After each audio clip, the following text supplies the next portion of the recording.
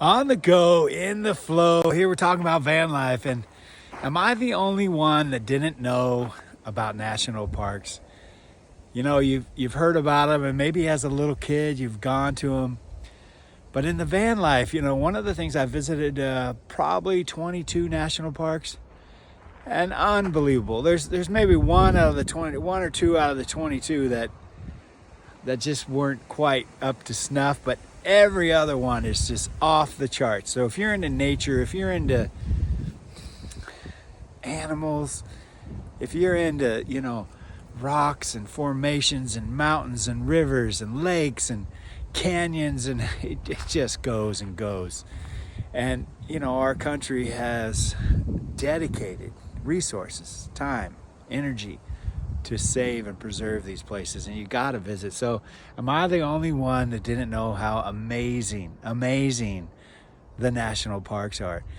So I would say van life just affords you the opportunity to not only visit but to live inside. I've spent, you know, jumping around to different campsites because of the mobility of the van, and stayed in parks for 2-3 weeks.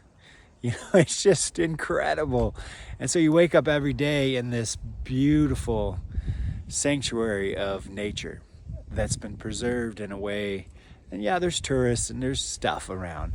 But when you get off the beaten path and you're in a national park and you wake up in the morning or you go to bed and you're listening to the elk calls, the bugles in the middle of the night, and wake up and there's one right outside your door, and you know, the Rocky Mountains and the October elk rut.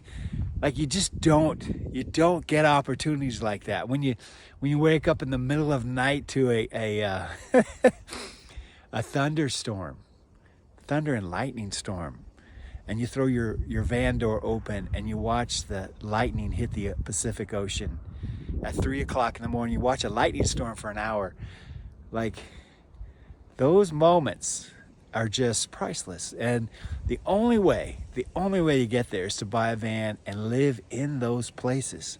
Enjoy what 99.9% of people can't, because they're not there long enough. You have to be in it to be part of it. And once you're part of it, you become it. And that's one of the total beautiful things about the national parks, is you start to feel this one with nature. On the go, in the flow, 2024, let's soar.